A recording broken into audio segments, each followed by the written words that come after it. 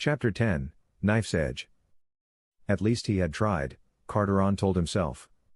But he had to admit to himself that it had not gone very well. For further consultations after the failed negotiations, he invited the entire Aramerian leadership to his quarters. 2 days later the meeting took place, and in his dining room Carteron was now sitting at his table and had a large buffet laid out. He watched the faces of the generals and advisors sitting around the table, talking wildly. The leader had invited all 6 Jaggers and their subordinate 18 Jukons, and in addition, a few servants kept running back and forth to provide food and drink. "Quiet! Shut up!" shouted Radovan, when the noise suddenly became too much for him. Silence promptly fell and the foxes at the table looked at their leader in fright. "So, people," the latter then began, "I want you to know what the state of our land is. The Wolf Queen and I have come to no conclusion. Her people want to claim the entire Arameria Jaggernate for themselves. A few hours ago they finally took over the Jukonat Chutpri. Not a single fox is there anymore and hardly a stone is left standing. Our people are idly fidgeting around the borders and shitting their pants while standing behind the fence. So I want to know specifically from our esteemed Jukon of Chutpri how this could happen." An Aramerian stood up without a word and lowered his head. Carteron looked at him and gave him a contemptuous look. "Well, tell me. What's the problem?" he then asked very calmly and expectantly. "Mojabari, I didn't know about their armament at first. What could I do?" The other fox apologized and looked at Radovan fearfully. "Well, smart guy, what do you think you could have done?" The latter then wanted to know and slowly stood up. He walked up to the Jukon, stood behind his chair and breathed into his neck, whereupon he winced and fearfully clenched his eyes and teeth. "Speak!" shouted Carteron, and the other Aramerian tensed briefly. He stammered, I did. Call the military. What else should I still do? It was too fast, too hectic. I didn't know what to do. That's all I could do." "Really, Mojabari? This is exactly what I've been waiting for," Carteron whispered directly into his ear, "for the moment when someone tells me that he could do no more." Completely abruptly, he pulled a knife out of his suit pocket, put it to his Jukon's neck, and cut through his throat in a flash, though he himself did not make a face. The blood splashed in several spurts into the faces of the foxes sitting opposite, whereupon they were startled and the injured man held his neck and struggled for breath. His fur turned red and wet and the leader calmly took a step back from the chair so that the Jukon staggered across the room and finally fell to the floor. There he kicked and gasped for another moment until he stopped moving. A large pool of blood formed. Still unmoved by it, Radovan looked after him, went to him and spat contemptuously on the lifeless body. "Where were we?" he asked, smiling smugly as he sat back in his chair and put the knife away. No one dared to say anything now, because great fear had spread, which was also quite in his favor. "Oh yes," he commented, "we were on the incompetence and failure. I almost forgot." Still no one said anything, and the butlers quickly left the room. They closed the doors, knowing full well what was to come now. How is it that the Samos could build a bridge all the way back to their mainland without anyone being able to just blow that piece of shit up? Can anyone tell me? Why does our navy suck so much? What happened to the resources I so generously allocated to it? The leader asked the crowd. The Jagger of Arameria stood up and spoke with his back straight. "Mojabari, they did put up antennas that mislead our sensors and cause all our technology to fail. Oh, and the way I figure it, you bright people are already working on it, aren't you?" "Yes, Mojabari." "But that's not enough," shouted Carteron now. "It's too late. Everything is too late. Screw their filthy antennas. Why don't you send someone over there and just smash those things to bits?"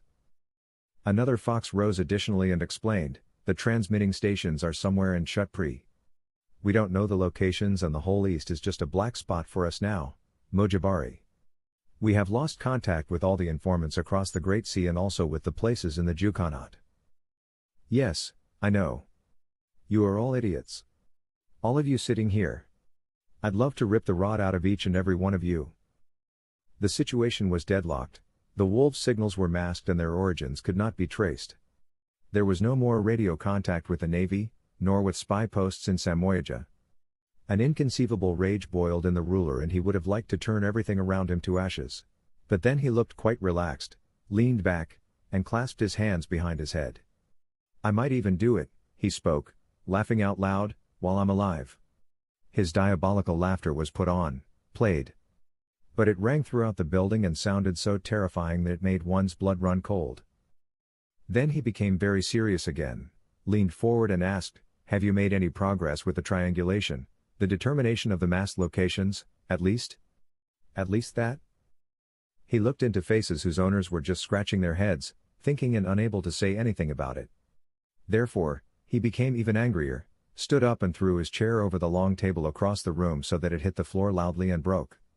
He walked to a large window, looked down, and looked at the Aramerians on the ground going about their daily lives as if it were a time of peace. They were as small as ants, and about the same way they walked about, carefree, unaware, and dull. How small we have become, so weak and crushable, the leader mused aloud. He turned around again and folded his arms behind his back. How come we didn't know about their armament? Why didn't anyone inform me sufficiently? He asked, addressing everyone. Then the foxes started talking wildly again, blaming each other for the current situation and completely drowning in their recriminations, when Carteron shook his head and left the room through a large door. Jabavo, come here. He called a servant to him. Yes, Mojabari? I want you to press the green button. Make sure someone cleans up the mess afterwards, will you? Yes, of course, Mojabari. Got Radovan's answer in his subject bode. I'm not available to talk for now. If anyone wants anything, they are to come back later, is that clear? Of course. All right, Mojabari. As his attendant walked away, Carteron stopped just outside the door and could still hear the endless discussions. He shook his head again and heard a soft hiss. His order was to press the green button, which meant to activate a security device that would pipe a gas into the boardroom, so that all those trapped inside would die a gruesome death by asphyxiation. This barbaric procedure had never been used before and was once an invention of his paranoid predecessor. Now the leader wanted to eliminate all officials in one fell swoop, for he considered them incompetent, undisciplined, stupid and overworked. Therefore, he decided to first contact the Mother Elf area, because maybe she knew advice. Carteron closed his eyes and listened to the increasingly loud coughing and screaming. After a few seconds, there was a thudding at the door and numerous cries for help pierced his mind. But unimpressed by all this, he waited until the last wail died away and the claws scraping at the door ended. The gas worked quickly and violently, but killed in unimaginable agony. Screams. Coughs. Torture. Silence. Radovan summoned Jabavo again and instructed him to send a message to the families of the dead, tell them that the firstborn son now holds the position of their respective fathers until I decide otherwise. Their fathers have fallen for the people and the fatherland in a trespass on the border of Chutpri. Yes, Mojabari. His servant exclaimed, bowing quickly and leaving. For a short moment the leader stood at the door and thought how beautiful this silence was and that in it lay the only truth of this world. What they have to tell me now is the only thing I want to hear, he thought to himself. At the moment he was not aware of the consequences of this mass murder, but was sure that this decision had its correctness. He sighed and walked down the large hallway. On a small table, with a chair placed at its side, was a bowl of kopachecas. The leader sat down and began to eat. He grew tired and found himself in front of a large door, which he passed through and then stood on a green lawn. He walked a few steps until he came to a place where the grass looked flattened, and sat down. After a while of listening to the silence and letting the warm wind blow around his nose, Arya suddenly appeared and sat down next to the thoughtful leader. What's wrong, Radovan? She asked in her calm, warm voice. I have ensured peace, mother. Arya sighed softly, nodded, and then said, yes, I expected that. Why did you act so rashly, aggressively and nonsensically, my son? Radovan raised his head, looked at the sky and sighed contentedly. Well, because they annoyed me. Serena, that bitch, did the rest, he answered tersely. Is that all? The she-wolf wondered. They've been bugging you? That's why you take the right to end their lives? You really can't be serious, Radovan? Sure, I'm the leader. What was I supposed to do? They are all incompetent, stupid petums, The male tried to justify his action. But his mother wolf thoroughly disliked this and she just shook her head uncomprehendingly. She scolded loudly, Radovan, they are all my children. How can you do such a thing and then come here to get advice or positive reinforcement from me? Now hold your breath, Chenerah, ruled Carteron. You gave me the mission to protect this empire. You told me to use every means at my disposal to make sure it didn't fall apart. That's true, yes, but did I also tell you to lock up the Samoyedans, try to exterminate them? Do bad things to them after you kidnap them? Did I perhaps tell you that I wish that hatred would turn into war? No. I told you to rule Arameria with wisdom and kindness, not to commit mass murder to stir up fear and worsen the crisis, you fool. Arya shouted at him, whereupon he lowered his head and became meek. I was just making sure that yours and Aram's blood stayed pure. Yes, you tried that. Better yet, you succeeded. Because now your kind will soon die out and you are partly to blame for it. Do you still not understand that some Samoyedans are my blood as well as yours? It is not a matter of Aram's blood, but of Banato's. Oh, damn it. Stop it already. Banato raped you. Or are you going to tell me that was quite nice? No, sighed the she-wolf, that was certainly not fun. You always want to be so smart. Then you should also know that Banato's rapes produced you and everyone else in the first place. There was no other male by my side after him. Radovan thought for a moment and couldn't believe what he was hearing. Then why do we look like foxes when your first son was so wolfish? He interjected. Be glad that a part of my beloved Aram can live on in you, Arya now spoke calmly again. Why will you not allow a friendship with the Samoyedans, even though it can prevent your kind from perishing? Then tell me what to do now. You are always so wise, Radovan exclaimed desperately and looked into her eyes. But the mother wolf only shook her head. Oh, no, she replied confidently, I won't do that. Either you realize what's important and right, or you don't deserve the trust everyone has placed in you, Radovan. Neither does your uniform. I will not cross our kind with rapists, savages and traitors. When my spaceship is ready, I'd better find another option. It's only a matter of time now, Chenerah, grumbled Carteron and stood up.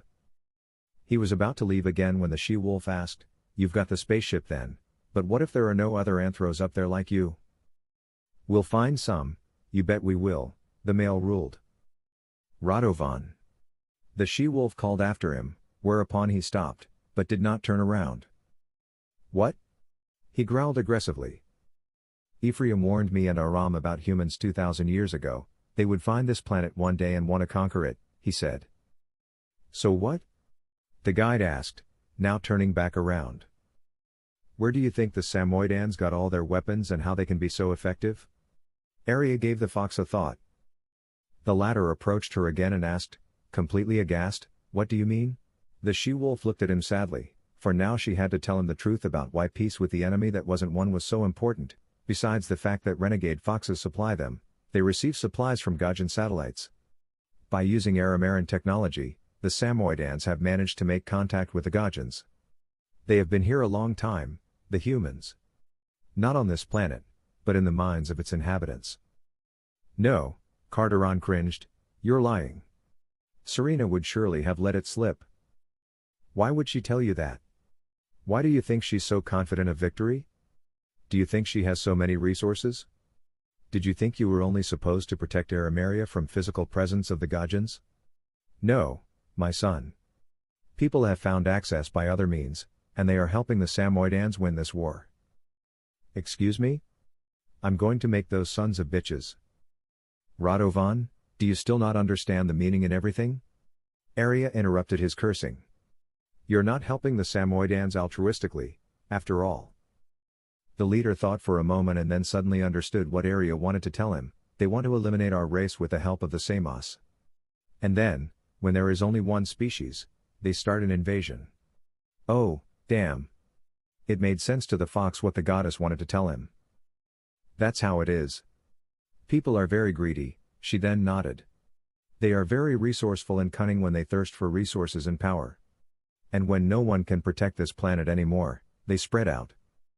They want to wipe us all out? Aramerans, Samoyedans, All species on Alpha Vol? Then I'll just have to win this war, defeat wolves and humans. Exclaimed Radovan, clenching his fist through clenched teeth. The she-wolf sighed and shook her head again. No, you have understood nothing, Radovan. Your existence is a dance on a knife's edge. One wrong move and that's it. You must end this war peacefully. You must stand together, wolves and foxes, to drive the humans out before they treat our planet as they treat theirs. The fox turned around again and went back to the door. As I said, my kingdom and I, we do not negotiate with terrorists. I kill the sons and daughters of this rapist who are not foxes, he said loudly and walked through the door to the hallway. Arya, whom he had now left standing just like that, looked after him sadly and spoke quietly to herself, it will probably be your biggest mistake, Radovan. I only hope that you won't be able to harm this world much longer. Radovan woke up from his state of trance, got up from the chair and met one of his servants. The latter bowed and asked if his master was now hungry. No, I'm not, the latter just grumbled crossly and strode down the hall. Is there anything else I can do for you, Mojabari? No, leave me alone. I want to go to bed. Yes, my lord, of course. Good night, the servant bowed curtly and left. Arriving in his huge bedroom, Carteron was met by his dogs. There were 4 huskies and 3 German shepherds, all full-grown males, between 3 and 7 years old. The fox leaned down to his pack and laughed. Hey, my boys. How are you guys doing? Did you guys have a nice walk? Did you guys eat well? The dogs pawed around their master as if they hadn't seen him in ages. They wiggled their tails and a few of them barked and squealed with delight. The fox greeted each of them profusely and hugged them. Oh, how I have missed you, he spoke happily. I must do more with you again sometime. In his room were several dog baskets and water bowls for the animals. The bed, as it was every day, was completely rumpled and covered with dog hair. The guide had set up the room to relax. A small water fountain splashed and many rare green plants stood there. The color tones of the furnishings were reminiscent of terracotta. Suddenly the door opened and a young Aramerian came in. He had bedclothes in his arms and was startled to discover Carteron, who had just undressed and was sitting on the bed in his underpants. Oh, forgive me, my lord, the young male spoke hoarsely, I was not expecting you yet. I can make the bed later, if you wish. No, it's all right, little one, the elder said, getting up and instructing his servant with a wave of his hand to make the bed. The servants of the leader all had their chambers in the imperial building, for there they could be reached by him at any time. However, there was no compulsion to serve him, but this was a privilege in Arameria, which was granted only to a few. The young fox took the old bedding aside and put the fresh one on the bed. He bent forward and Radovan stood behind the boy and watched his butt and tail. Good job, you're doing great, he praised and received a restrained thank you back. As Carteron watched the young fox move like this, bending forward again and again, a feeling of excitement came over him. He thought the young male was quite cute, youthful, innocent and handsome. What wouldn't he, Radovan, give anything to be in this condition once again himself? How old are you? He asked. Without interrupting his work, the boy answered curtly and shyly, I am 16, master. What I would give to have you in bed next to me, sweet as you are, thought the ruler. The last time he had been intimate with another male had been several days ago, and it certainly would have made a bad, hard day like this easier. All right, when you're done, take the dogs into the next room and come back here, he ordered. The boy nodded, then took the animals outside and finally came back to Carteron. He kept a few steps away and looked intimidated, for he had noticed the enlarged bulge in his leader's underpants and guessed what it meant. Radovan regularly had sex with males in his chambers. He always invited at least one of his subjects to join him. The boy knew about it, because after all, it was not always quiet.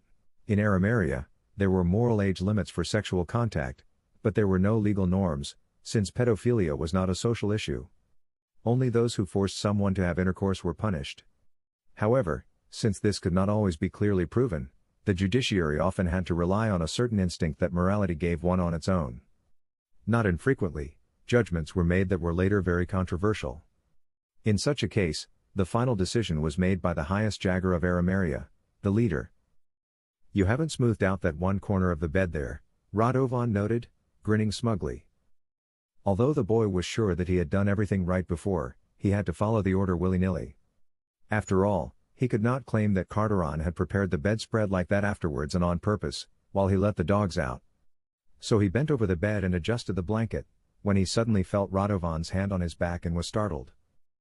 The latter held his servant by the shoulder and began massaging him, murmuring and whispering, "What's your name, sweetie?" I am called Alejandro, my lord," the boy stammered, dropping the covers. His hands shook, which Radovan noticed and smiled. Now would follow what was told in the circle of servants. All kinds of stories were whispered about the practices that Radovan had in mind with young boys and with peers. They would serve him as erotic models and he, the leader, would do kinky sexual things with them. Of course, Alejandro was afraid of this because, after all, there had to be something to these rumors. Such stories did not arise by themselves, and certainly not when it came to the leader of Arameria. What would he do with him now? Should all these things be true? "Are you afraid, Alejandro?" asked Carteron softly, as the young Arameran gulped and shivered. "Yes, sir," he confirmed. Radovan let go of him and sat down on the bed. "Why? What's wrong?" "Nothing. Nothing at all, sir. Just don't do one thing, Alejandro, never lie to me. I can truly smell lies, you know?" Carteron spoke in a firm voice and looked into desperate fox eyes. His servant searched for suitable words. What was he supposed to say? That he was afraid that his master would undress him and take advantage of him? "Sit with me, Alejandro," Radovan ordered calmly, and the boy did as he was told. He was still trembling, and you could have heard his heart beating all over the room, no matter in which corner you were. "Let me tell you something," the ruler began. "You know I'm very good at reading emotions?" The servant nodded sadly. "Why would I have just left yours out? I learn what I want to know. Always and from everyone here. And I know what you were just thinking about." Now his subordinate looked at him with widened eyes, fearing a punishment. "No sir, I don't want you to think that he exclaimed and began to cry, for he had a lot of fear in him and could not hold back his tears. His master, however, put an arm around him and spoke in his penetrating, deep voice, "Alejandro, I know what they say. I must confess to you that there is some truth in what people say. I'm into males, and I certainly have a joke or two here in my rooms. That shouldn't have escaped any of my servants, I suspect." Then the leader began to grin broadly, and before he could answer anything, a soft chuckle escaped Alejandro. He quickly put his hand on his muzzle and kept stammering that he was sorry and that it was an accident. But even this did not change the mood of the ruler. "Yes, I'm having a lot of fun here. But you're not man enough for this one yet, kid. While your body would be appealing, no question, you don't seem at all as resilient as I'd like." Promptly a stone fell from the younger man's anxious heart and immediately the atmosphere felt much more comfortable. In fact, Carteron did not seem to be interested in him sexually, because he took his arm away from him again and folded his hands. "Alejandro," he said, "I want you to know that I will take action against how my servants think of me. I am the leader, after all, and if necessary I will kill them all." Radovan was the alpha male. He was very aware of this fact right now. These delusions, these rumors, this had to stop. After all, the leading figure in Arameria could not make a mockery of himself. His daughter had always warned him that his tendencies would eventually be his undoing if he wasn't careful. And it was here, today, at this point, that he wanted to start, to watch out, to be careful, to be discreet. Times were changing massively, and Radovan couldn't have foxes around him that he couldn't trust completely. Again, he looked at the young male with a smile and looked into his eyes for a short while. Alejandro was pure innocence, friendly, inexperienced. Surely his death would be a great example for all those who spread untruths about Carteron. When Alejandro looked back incomprehensibly, Carteron gave him an unexpected kiss and stuck his tongue into the male's muzzle. Then he jumped up. "Hey kid. Don't take offense, but I just couldn't resist you." The boy stood up stunned and began to cry. Radovan had done it after all. His face was quickly drenched in tears, and he asked, sniffling, "Is there anything else I can do for you, Mojabari?" "No," the leader said with a sigh, "that will be all. I'll call you then if I need anything else." "Yes, my lord," Alejandro said sadly and shocked, bowed and walked out of the room. Radovan could hear him start crying loudly in the hallway, but that left him completely cold. He was just glad that he had found someone through whom he had learned the truth. After all, he was the leader and could get information whenever he needed it. It was worth it. Wait and see? He thought confidently. As he fetched his dogs back into the room, he was already pondering inside how he was going to deal with all the doubters and schemers. With all harshness, he would punish all those whom he trusted with these mean lies. They would see. And again Carteron had the idea to punish Alejandro as the first slave. After all, his name also meant redemption. So, he should also be the first to receive the supposed redemption of his master. Radovan's thoughts circled around his servants and how they would plead for an escape, when he suddenly became very sad and realized that he had done everything wrong that there was to do wrong. In fact, he had inwardly condemned Alejandro to death, even if the latter had nothing at all to do with all the lies. What should he do now? I have to go through with this, he thought, and decided to quickly implement his plan. He knew that there was no excuse for the kiss earlier either, even if he had not been master of his senses. I'm very sorry, Alejandro, Radovan whispered as he lay down in bed. He called loudly for a servant, after which the door opened immediately and an Aramerian quickly entered the chamber. You called, my lord? He asked. I did, the leader replied. I want you to do something for me? He beckoned the servant toward him and whispered an order in his ear. Very well, Mojabari. I'll get it done right away. Another bow followed and the servant left. Carteron spoke, lights out. Whereupon the light went out and he turned on his side. What he had ordered was that Alejandro should not reach his own chamber. In one of the corridors he went around a corner and was grabbed by the shadow of some other anthro and dragged through the corridor with one hand in front of his muzzle. Far from the leader's room, unable to scream or resist, he was strangled by very strong arms and his lifeless body disappeared. Meanwhile, cuddling with his dogs, Radovan fell asleep and tossed and turned very restlessly for the rest of the night. The next morning he didn't remember what he had dreamed, but Arya's voice echoed in his head throughout the morning as he walked his dogs in Bolmare. There will come a generation that is more open, peaceful and wise. It's almost here and ready for change to usher in a new era. As Amarok and Joliad walked toward the great tower, the wolf kept looking around, studying the surroundings conscientiously. Very big houses you have here. A powerful city. And in that thing sits your leader? He asked. Yes, that's right. I wonder where all the guards are, though. As far as I know, there are a lot more foxes standing around. That seems more like the basic squadron to me. It's possible that they all had to go to the front and that they reduced the guard, Joliad spoke thoughtfully. It will be all right, sweetie, his friend said, asking to take photos with the info. Calm. While I'm sure we'll be here in Bolmare more often, I think this is a good idea. It's your first time here, and it's a way to get to know the area. Plus, you never know what's going to be, and we have something to remember it by. The males ran up the large stone staircase of the headquarters and Amarok snapped pictures continuously. Are you excited, Amarok? Yes, a little, but I'll be fine. I hope this fox lets me out in one piece, too. Of course you are a bit scared, Kako understood, but Radovan will surely be sympathetic to you. He didn't issue you this pass for nothing. He's quite nice, you'll see. Maybe he'll change his mind about the war. We'll see. I'm curious. Let's go. Meanwhile, after reading up-to-date reports from the front via Infocom, the leader ate lunch and grumbled crossly, Arya, that bitch in heat. If I could, her stupid babbling would have ended long ago. While he was still dining, he was called by an approaching servant, Mojabari, you have a visitor. Who is it? The leader wanted to know. A Joliad Kakodas and a Samoyeden named Amarok, sir. Astonished, Radovan looked up and smiled. Yes, there he is. He did it, that sly one. Sir? His butler asked unintelligently. See that you put on some more and bring 2 more plates. After that, you leave them with me. Yes, Mojabari.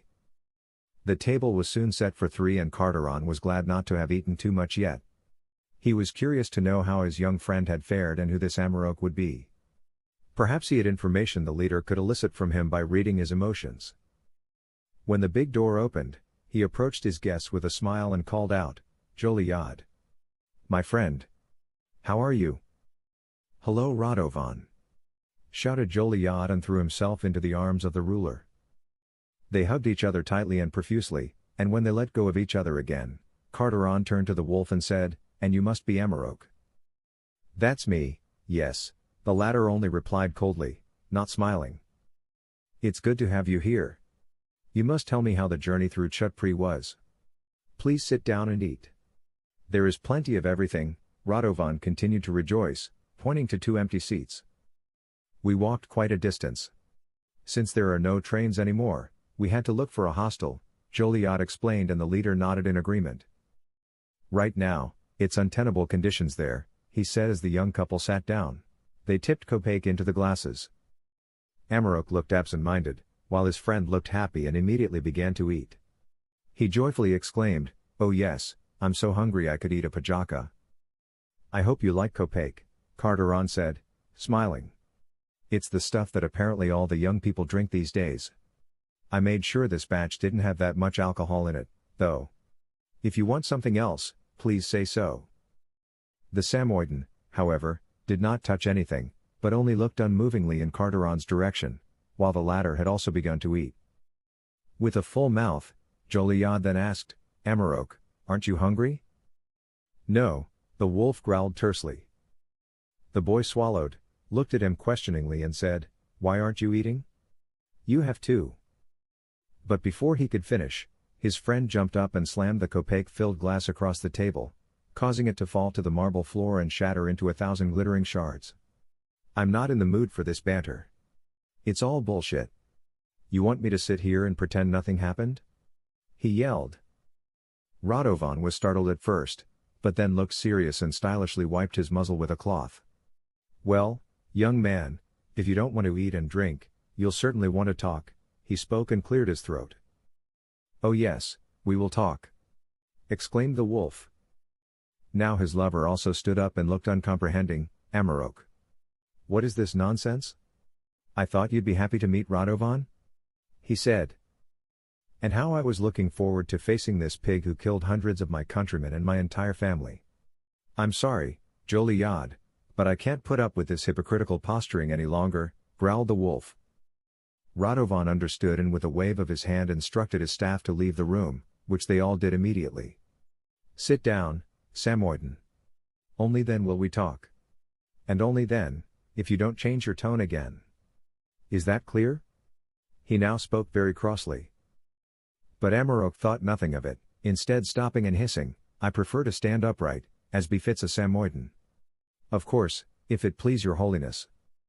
"Sit down, Amarok. Do what he says, please," pleaded Gajaze, sinking back into the chair. He was visibly afraid that this meeting would escalate and preferred to be quiet now. His companion sat down, slowly and reluctantly. He did it for Joliad, which elicited a sigh of relief. "We can talk much better that way, don't you think, Samoyeden? Everyone needs to know where their place is," Radovan grinned maliciously. Amarok grumbled softly, because he would have liked to wring this fox's neck immediately and on the spot. It boiled inside him and he imagined how he would slam the head of this hated busybody on the tabletop. But it didn't help, he had to restrain himself for the sake of peace, even if he was threatening to burst inside. Anger and hatred. Inner pain. Quivering lips. Trembling muscles. "Go ahead, then. What do you want to tell me?" asked Carteron, crossing his arms. He looked serious and tried to read the other male's mind, but he did not succeed. There seemed to be a barrier in Amarok, such as he had never sensed in any anthro before. This surprised him, but he did not let it show. "I would have liked to know why it was necessary to kill my entire family, Your Highness," the wolf taunted, glancing furtively in Radovan's direction and noticing that his wolf heart was beating faster. His breathing became deeper, quite steady, and he felt his body gathering strength to prepare for attack or defense. Joliad could not believe that his lover was actually messing with the most powerful Arameran there was. But he was also curious to see what Carteron would answer. Besides, he liked his wolf even more now, because he had guts and was emotionally much stronger than Joliad himself. You had to hand it to him. "Okay, Samo. I will tell you why it was necessary. Your father was head of the resistance movement and cost many lives on our side. He deserved to die. Your mother and grandmother? Collateral damage, there's nothing you can do about it. Immediately after hearing this sentence, Amarok jumped up and shouted, "You stupid, dirty son of a whored-out vixen. I'll tear you to pieces." He gritted his teeth while his avowed enemy just squinted his eyes and slowly stood up. "So, you really want to know which one of us is the strongest, huh? I'll swat you like a fly, you wayward homo wolf," he threatened. Gajaze now stood up as well and spoke boldly, "Stop this bullshit right now. You are grown males after all. Shut up, pet him.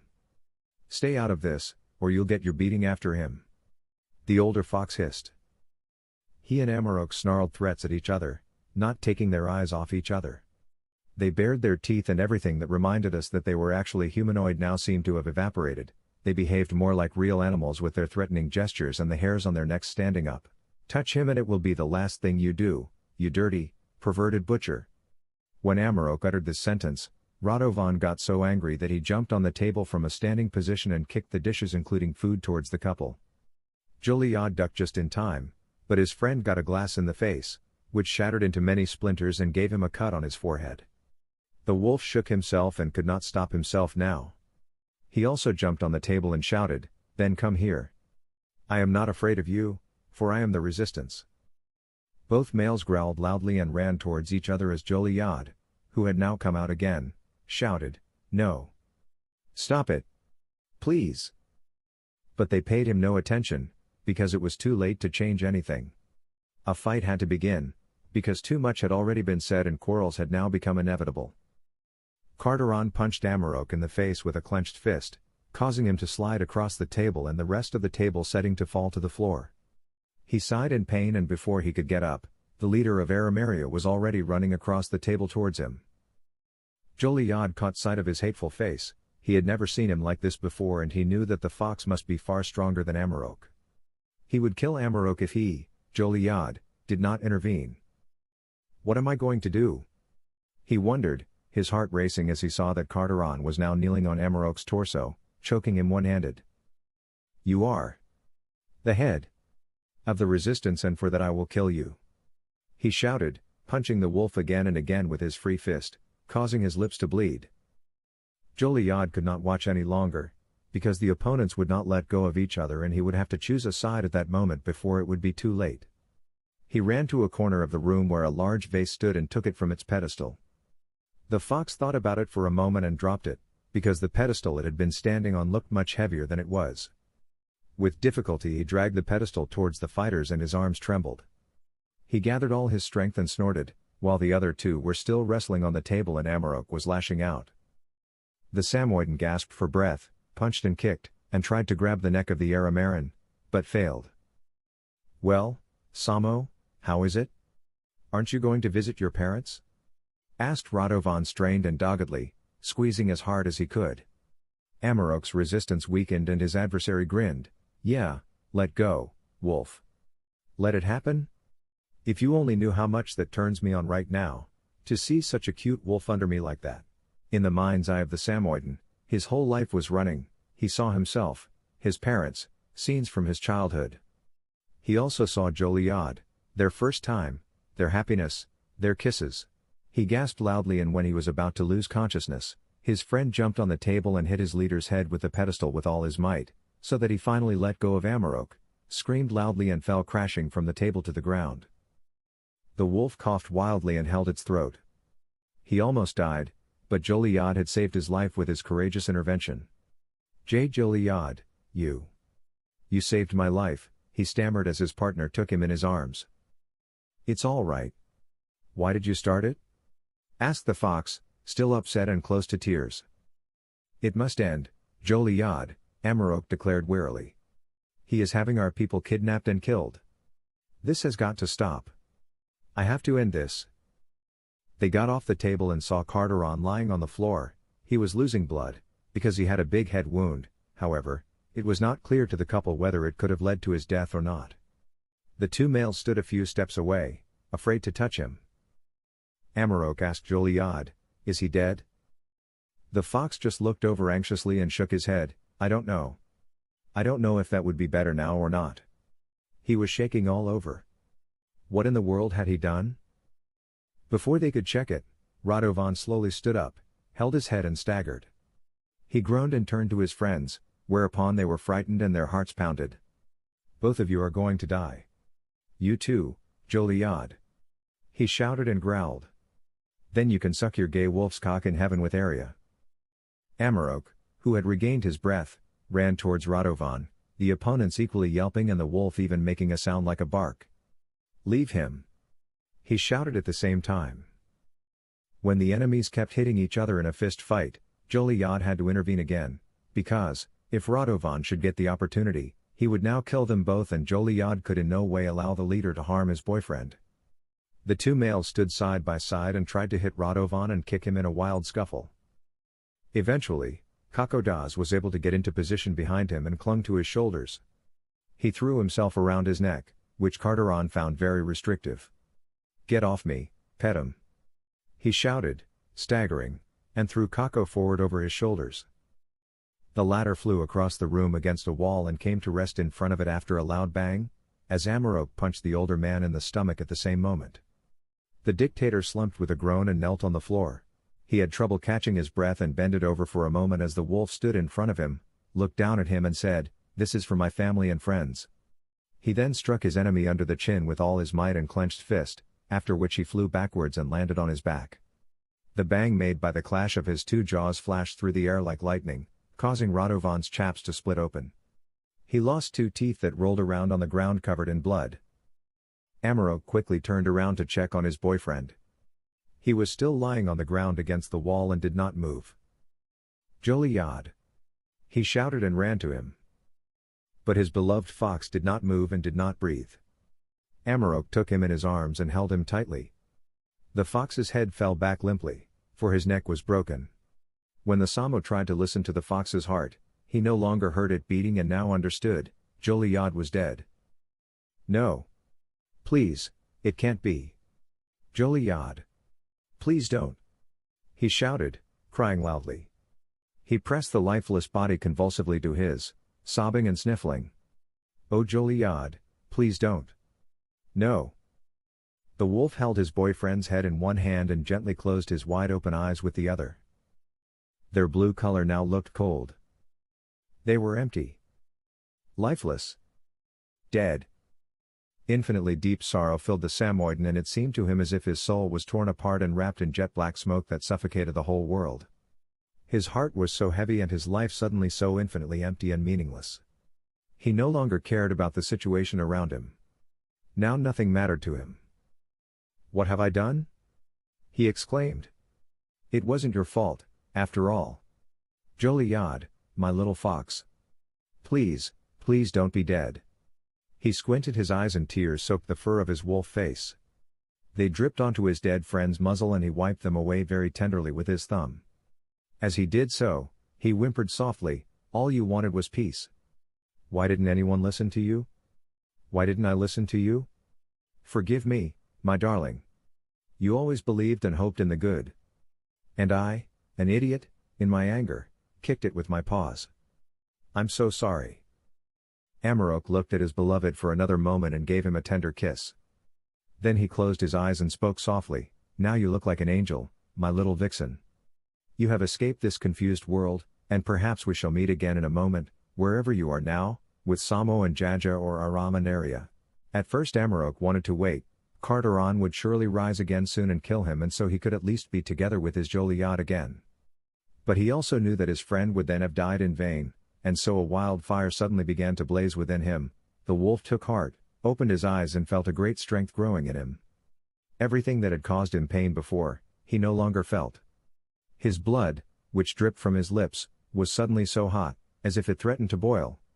All the muscles of the wolfish body tensed and inside Amarok turned into a cold, invincible fighting machine, made to kill.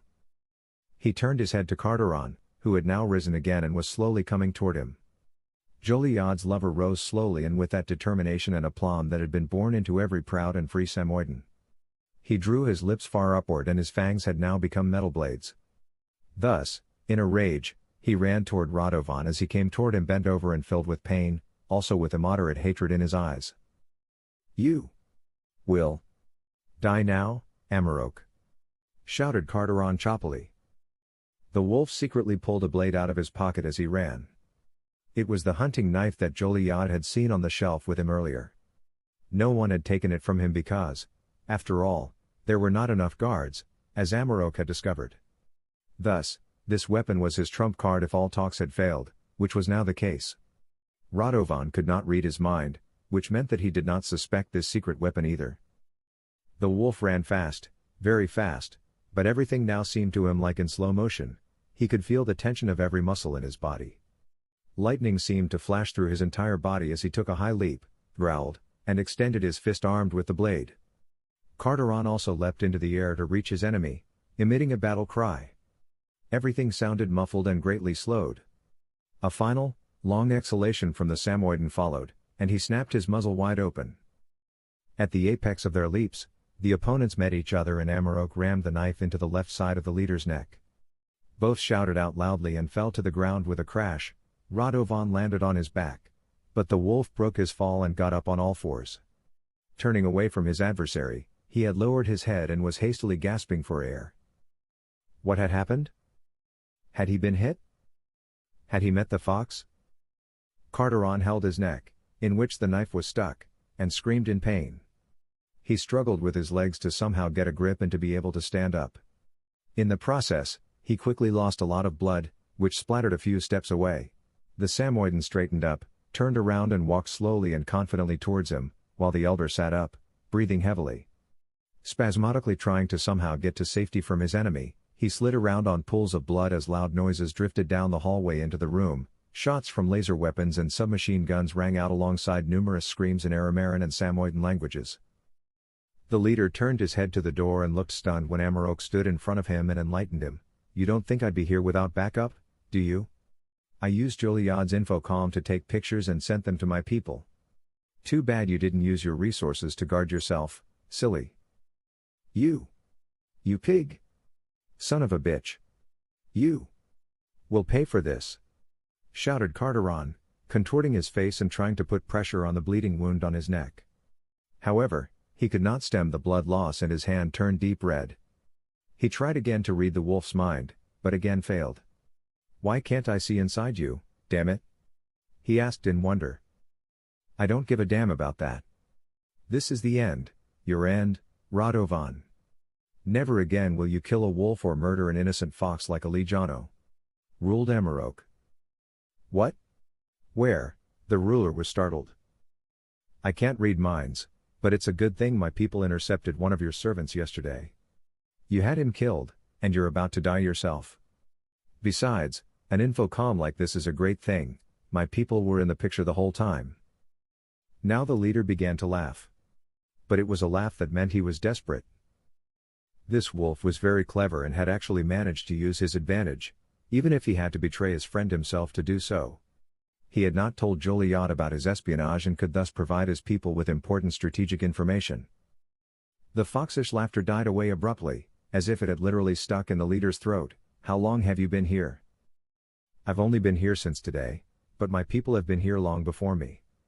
Long enough to plan your demise.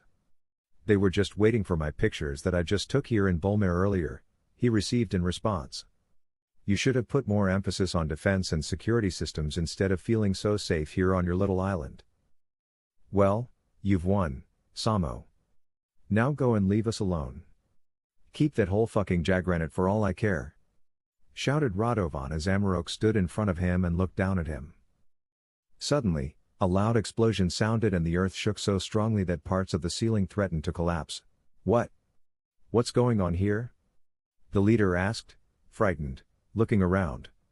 The concussion meant that he now had to support himself with the hand that had first covered his injury, and so Amarok could see his knife in the deep, gaping wound from which blood was pumping. The weapon had sunk almost to the end of the blade. The fighting in the hallway grew louder as Amarok's friends seemed to be getting closer. "We found your nice little prototype spaceship. Some fun gadgets, weapons, for example. We'll take it as a kind of war reparation for our research, if you don't mind," hissed the wolf seriously. "No. Not the ship! Shouted Radovan. Ah, damn it, I need a healer. Are you going to let me die here like this? The wolf turned briefly to his dead friend and became sad and angry again at the same time. Tears filled his eyes once again and he closed them briefly before turning back to his enemy and kneeling in front of him. What are you up to, Samoyeden? He asked. I will give you mercy. I will not let you die so miserably, Carteron.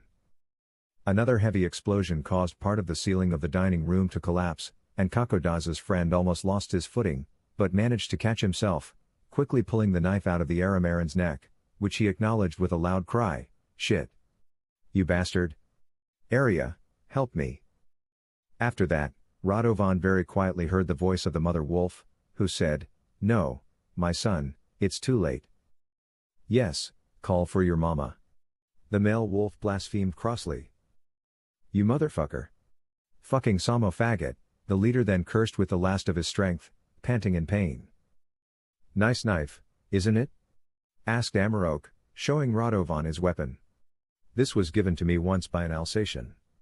I'll thank him someday for making it long enough for your neck. By the way, the dogs will come here too, across the sea, from the south." Gajaze's friend knelt on his opponent's thighs and now he realized that the wolf was actually going to kill him.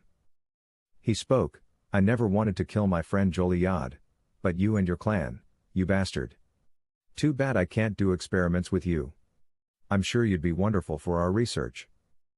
"What, experiments?" The wolf wondered. Carteron coughed up blood and spoke with a gasp, "Why else would I kidnap them? Just to kill them? What do you think we're doing here, you moron?" Amarok shouted a sentence in which he, again and again, rammed the knife into Radovan's torso. "You are a fucking butcher." The fox was now lying there covered in blood, with its snout wide open and its eyes torn open, but it was still alive, gasping for air quickly and shallowly. It came to an end for him. His last tug of war, clinging to life. Losing the fight without a chance. His enemy looked grim, put the knife to his throat, bent far over him and whispered in his ear, "Say your last prayer, Arameran hellhound. For this is for taking away my Joliad." Slowly, Amarok cut the neck of Arameria's leader, causing him to take his last gasping breath, twitching all over his body and finally lying there motionless. Throughout the cut, Amarok looked deep into his eyes and looked serious, showing his fangs and growling. "I want to see your life flee from you," he thought, remained kneeling like that on Radovan for a moment as the latter's blood slowly poured from his throat like from a volcano. The Samoyeden himself was also covered in blood and put the hunting knife back into his pocket. Completely exhausted, he stood up, panting, and quickly ran to his friend's body, when suddenly the door burst open and several armed Samoyedans in black masks stormed the room. The dining room would soon collapse and the floor would be covered with rubble. "Secure everything. Come on!" Someone shouted and another wolf caught sight of Amarok, who had now put his lover on his shoulder so as not to have to leave his body behind. Thunderous noise from outside pierced the building and was repeatedly cut by screams and gunshots. "Is that Radovan Carteron there?" the uniformed man asked, pointing to the bloodied corpse of Arameria's leader. Amarok nodded and slowly limped past him through the door. He wept softly as he walked down the long, powerful hallway and saw the huge statues of males. All of this would soon be gone, just like his beloved Joliad. What would happen now? How far would the Samoyedans, his countrymen, go in this war? Even after the capture of Bolmare, the war might not end. Arameria was, after all, a vast country. But was there any hope there, for which his friend Joliad longed so much? Throughout the building, the ceilings had already partially collapsed, and the air was filled with dust, which is why Amarok coughed and had to take a break. He could take no more and carefully laid the body of his beloved against a wall, so that it looked as if the fox was sitting there and sleeping. The wolf sat down next to him, put his hands in front of his face and sobbed. Again and again, hectic Samoyeden soldiers ran past him, shouting wildly. Weapon fire sounded less frequently now, farther away, and some fox corpses lay scattered in the hallway. Amarok turned his head to Kako and asked dejectedly, "Oh Joliad, what am I going to do without you now?" Then one of the soldiers bent down to him and extended a hand. "Are you Amarok?" he asked through his mask. The wolf struggled to even make out his silhouette, blinked, and replied, "Yes." Again, something hit the building and everything shook. One of the statues toppled over and broke apart. Symbolically, the empire of Arameria broke apart, a country that was so proud and developed, but led and ruined by a racist dictator. The soldiers of the royal army now ran hastily in the opposite direction, namely to the exit, because soon the entire structure would collapse and they had to get to safety. Amarok saw that one of them was carrying the corpse of Carteron through the corridor, because it was to be taken along as evidence, as a kind of trophy. This was how Joliad's companion had discussed it with his people at the time, before he gave up his post as leader of the resistance movement. "Come with me," the uniformed man said, "if you don't want everything here to blow up in your face." The wolf nodded and asked, "But so does my boyfriend." Quickly the warrior helped the young wolf up and put the body of Gajaze over one of his shoulders. "It's coming to an end. Let's go, quickly." He then shouted and ran towards the exit with Amarok on one hand, carrying Gajaze's body, disappearing into a black, stuffy mixture of smoke and dust.